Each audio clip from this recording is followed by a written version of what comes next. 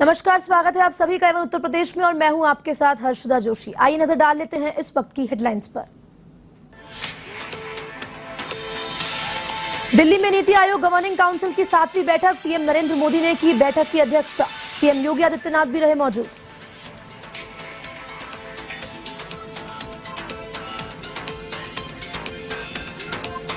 झांसी में आयकर विभाग की बड़ी कार्रवाई, बड़े बिल्डर्स समेत 8 से अधिक कारोबारियों पर कसा शिकंजा। सपा नेता के ठिकानों पर भी हुई कार्रवाई, जमीनी खरीद फरोख्त के दस्तावेज और बैंक खाते सीज।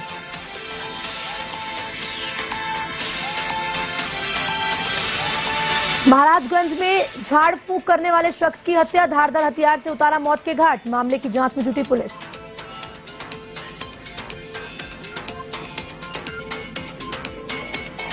रायबरेली में पुलिस और बदमाशों के बीच मुठभेड़, गोली लगने से एक बदमाश घायल। पुलिस ने 2 बदमाशों को किया गिरफ्तार। आरोपियों से लूट का माल बरामद।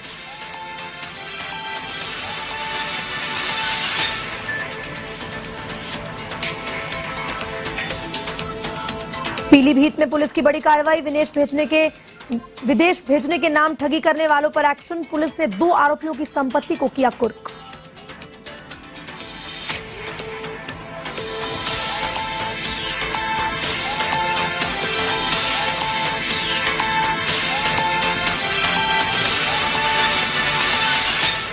अब खबरें विस्तार से। नीति आयोग के शासकीय परिषद की 7वीं अहम बैठक दिल्ली के राष्ट्रपति भवन में बुलाई गई है। प्रधानमंत्री नरेंद्र मोदी की अध्यक्षता में आयोजित बैठक में उत्तर प्रदेश के मुख्यमंत्री सीएम योगी आदित्यनाथ समेत त्रिपुरा, मणिपुर, असम, पश्चिम बंगाल और राजस्थान के मुख्यमंत्री भी मौजूद रहे। बैठक में राष्ट्रीय शिक्षा नीति, स्कूली शिक्षा और उच्च शिक्षा के क्रियान्वयन के साथ ही देश को तिलहन दलहन के मामले में आत्मनिर्भर बनाने और शहरी प्रशासन के मामले पर विचार विमर्श किया। इधर तेलंगाना के मुख्यमंत्री के चंद्रशेखर राव के नीति आयोग की 7वीं गवर्निंग काउंसिल की बैठक का बहिष्कार किया।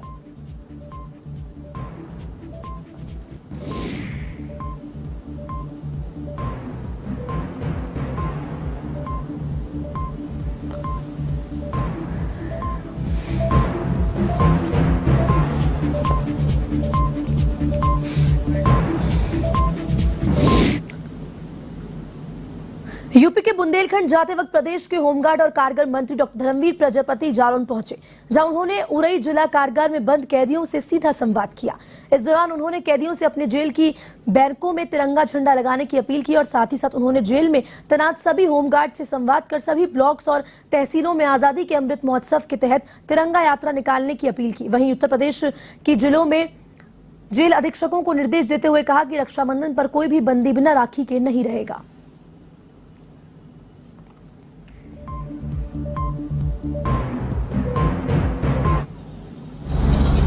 मेरा कार्यक्रम हुआ है, एक तो जेलों में जाकर के सीधा मैं जो नौजवान कैदी हैं उनके साथ सीधा संवाद करना और हमारे होमगार्ड के जवान जितने भी ज़िले में हैं उन नौजवानों के साथ सीधा संवाद करना, उनके बारे में जानना, उनकी अगर कोई सुझाव है तो उनका सुझाव लेना, अपने विभाग की चर्चा करना और विशेष करके 2 अभियान में और इसमें जोड़ता हूँ। एक तो माननीय हमारे प्रधानमंत्री मोदी जी का सपना जो उन्होंने एक अभियान दिया है आज़ादी का अमृत महोत्सव तिरंगा को लेकर के, तो हमारा होमगार्ड जवान, हमारा होमगार्ड विभाग ब्लॉक, जिला और कमिश्नरी स्तर और फिर प्रदेश मुख्यालय पे एक तिरंगा यात्रा भव्य हम 11 से 14 अगस्त के बीच में हम करने जा रहे हैं। यूपी के इटावा में प्रगतिशील समाजवादी पार्टी के राष्ट्रीय अध्यक्ष और जसवंत नगर सीट से विधायक शिवपाल सिंह यादव ने समाजवादी पार्टी के अध्यक्ष अखिलेश यादव पर निशाना साधा। उन्होंने कहा कि आजम खान, नाजिर हसन, शहजीर इस्लाम और अन्य कार्यकर्ता जेल में जा चुके हैं, लेकिन उनके बचाव के लिए समाजवादी पार्टी ने किसी भी तरीके के आंदोलन और धरना प्रदर्शन के जरिए सरकार को घेरने का प्रयास नहीं किया। ऐसे में अगर आज समाजवादी पार्टी मेरे ट्वीट पर हंगामा कर रही है तो ये सरासर गलत है। इसी दौरान उन्होंने क्षेत्र की जनता से कहा कि आने वाली 15 अगस्त को हर घर में तिरंगा लहराए और अपने देश की आजादी का जश्न मनाए। ये जो मैंने ट्वीट किया है क्या गलत किया? जो मुझे दिखा है वही तो किया है, जो मुझे दिखा है वही तो मैंने किया है। और ये तो बहुत छोटे छोटे लोग हैं जिसका नाम आप ले रहे हैं, इनको तो मैंने मेरे साथ तो सीखे हैं ये। उत्तर प्रदेश के झांसी में आयकर विभाग ने छापेमारी 5वें दिन भी जारी है। आयकर विभाग ने झांसी के 3 बड़े बिल्डर्स समेत 8 से अधिक कारोबारियों के घर छापा मारा था। ये कार्रवाई बसेरा बिल्डर्स और घनाराम कंस्ट्रक्शन के मालिकों सहित लगभग आधा दर्जन से ज्यादा बिल्डरों के ठिकानों पर की गई। आपको बताते चले कि Ghanaram construction company Samajwadi party के कद्दावर नेता श्याम सुंदर यादव की है। उन्होंने समाजवादी पार्टी की सरकार के समय बुंदेलखंड में कई डैम बनाए हैं। इसके अलावा विभाग ने रियल एस्टेट कारोबारी विजय सरावगी के यहां भी छापा मारा है। आयकर विभाग की टीम ने सपा नेता श्याम सुंदर यादव के 3 ठिकानों पर छापेमारी कर जमीनी खरीद फरोख्त के दस्तावेज के अलावा बैंकों के कई खाते भी सीज कर दिए हैं।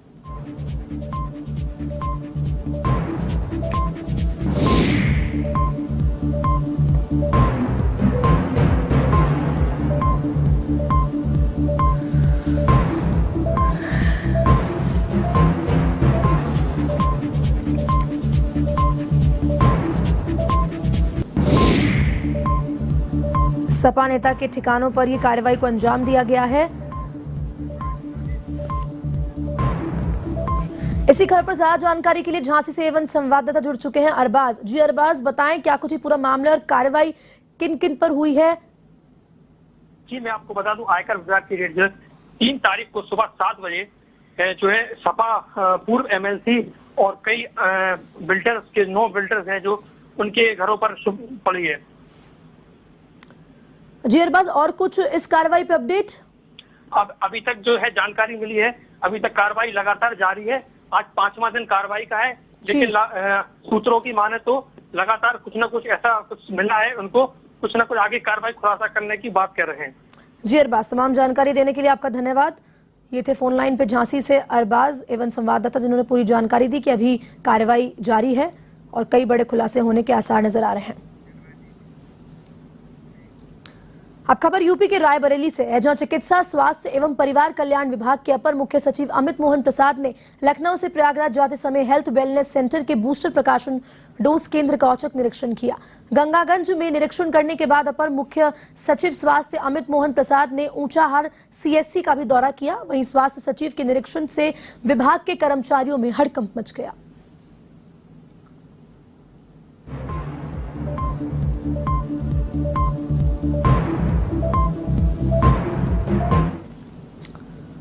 यूपी के फतेहपुर स्थित हरदो ग्राम सभा में लंबी कूद प्रतियोगिता का आयोजन किया गया। ग्राम प्रधान नागेंद्र यादव नेतृत्व में प्रतियोगिता आयोजित हुई। इस प्रतियोगिता में दूर दराज से आए बच्चों ने अपना हुनर दिखाया और वहीं प्रतियोगिता का मुख्य उद्देश्य बच्चों के अंदर छिपे हुनर को उभारना था। इस कार्यक्रम में बतौर मुख्य अतिथि पूर्व कोऑपरेटिव बैंक अध्यक्ष उदय प्रताप सिंह ने शिरकत की।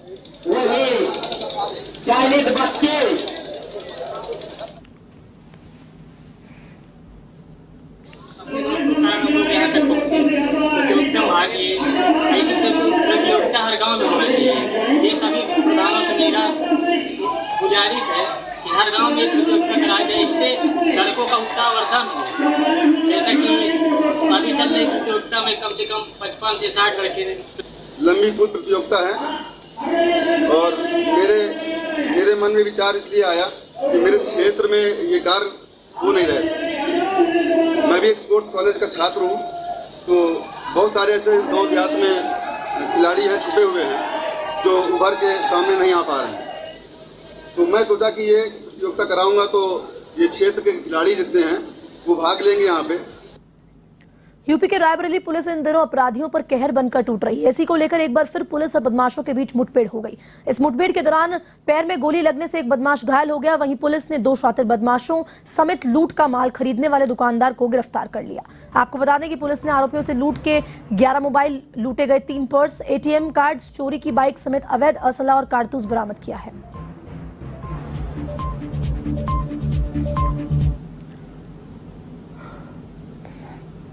पुलिस जब गश्त में थी और पोस्टर पार्टी की चेकिंग हो रही थी, उस दौरान थप्पर मलंग के पास 2 अभियुक्त काली पल्सर मोटरसाइकिल में दिखाई दिए, जो पुलिस को देखकर भागने लगे और बचने की नियत से पुलिस पार्टी पर फायर कर दिया।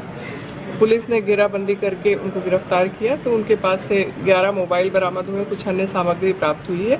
पुलिस ने अपने आत्मरक्षार्थ गोली चलाई, जिसमें कि एक अभियुक्त शुभम पासी के पैर में गोली लगी है और दूसरा अभियुक्त गिरफ्तार किया गया है, अंकुर जिसका नाम है, और एक तीसरा अभियुक्त भी उसकी निशानदेही पर रोहित पकड़ा गया है। यूपी के कौशाम्बी में करंट की चपेट में आने से युवक की मौत हो गई। घटना के बाद मृतक के परिवार में कोहराम मच गया। वहीं सूचना पाकर पहुंची पुलिस ने बताया कि सराय अकील थाना के खिरजीपुर कैलई गांव में कामता नाम का युवक खेत की बैरिकेडिंग पर गिरी हाईटेंशन लाइन की चपेट में आ गया। फिलहाल पुलिस पूरे मामले की जांच में जुटी हुई है।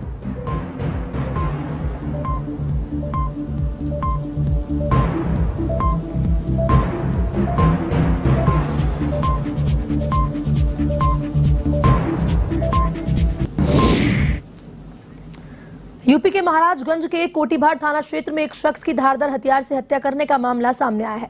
जिस शख्स की हत्या हुई है वो मोहल्ले के किनारे एक झोपड़ी में झाड़ फूंक का काम करता था। ऐसे में रास्ते से गुजर रहे एक सफाई कर्मचारी को शव नजर आया। इधर मामले की सूचना पाकर पहुंची पुलिस ने मौके से साक्ष्य जुटाए। वहीं एसपी ने घटनास्थल का निरीक्षण कर जल्द ही आरोपियों को गिरफ्तार करने का दावा किया। मामला सिसवा नगर पालिका के मुखर्जी नगर का बताया जा रहा है। फिलहाल मामले की जाँच जारी है।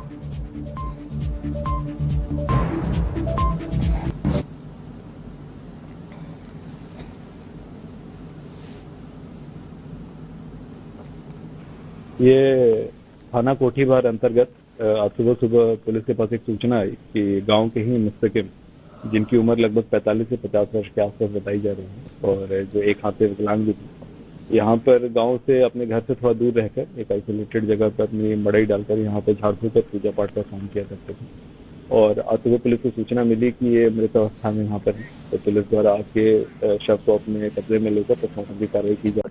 यूपी के लखीमपुर खीरी में दबंगों के हौसले अब बुलंद हैं। दरअसल दबंगों ने गदियाना टांडा गांव में किसान के खेत में लगे 5 शीशम और 3 सेमल के पेड़ों को चोरी से काटकर बेच दिया। वहीं पीड़ित किसान ने वन विभाग और निगासन कोतवाली पुलिस से शिकायत कर कार्रवाई की मांग की है। पीड़ित का आरोप है कि दबंगों ने पहले भी उसके घर पर लूटपाट की थी, जिसकी शिकायत के बाद भी पुलिस ने दबंगों के खिलाफ कोई एक्शन नहीं लिया। फिलहाल पुलिस पूरे मामले की जांच में जुटी हुई है।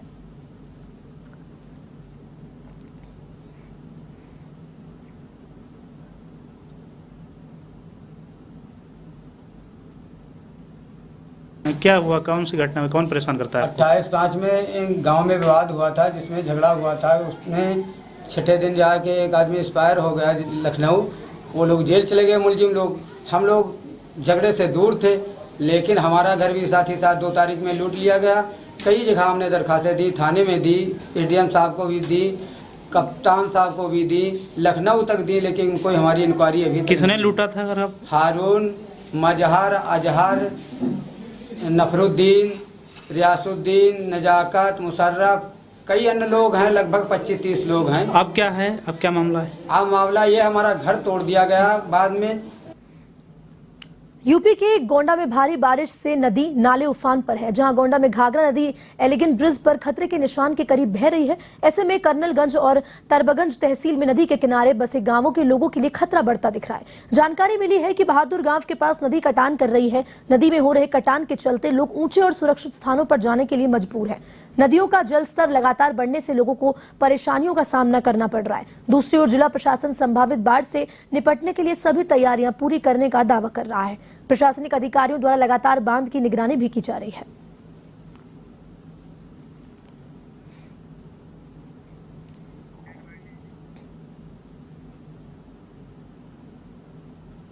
उत्तर प्रदेश के कासगंज जिलाधिकारी हर्षिता माथुर और पुलिस अधीक्षक ने गंगा नदी के बढ़ते जलस्तर को लेकर जायजा लिया। दरअसल जिलाधिकारी एसपी ने सिकंदरपुर वैश्य क्षेत्र के गंगा किनारे स्थित बरौना गांव का दौरा किया है। आपको बता दें कि जलस्तर बढ़ने पर गंगा नदी के कटान से बरौना गांव के खेतों तक पानी पहुंच रहा है। वहीं जिलाधिकारी ने सिंचाई विभाग के अधिशासी अभियंता को आबादी क्षेत्र में पानी बढ़ने से रोकने के लिए समस्त व्यवस्थाएं सुनिश्चित करने के सख्त निर्देश दिए। उन्होंने 24 घंटे जलस्तर पर पैनी नजर रखने के भी निर्देश दिए। जलस्तर बढ़ने के कारण बाढ़ नियंत्रण कक्ष और बाढ़ चौकियों को अलर्ट रहने के लिए भी कहा गया है। साथ ही उन्होंने लोगों से गंगा नदी के पास नहीं जाने की अपील भी की है।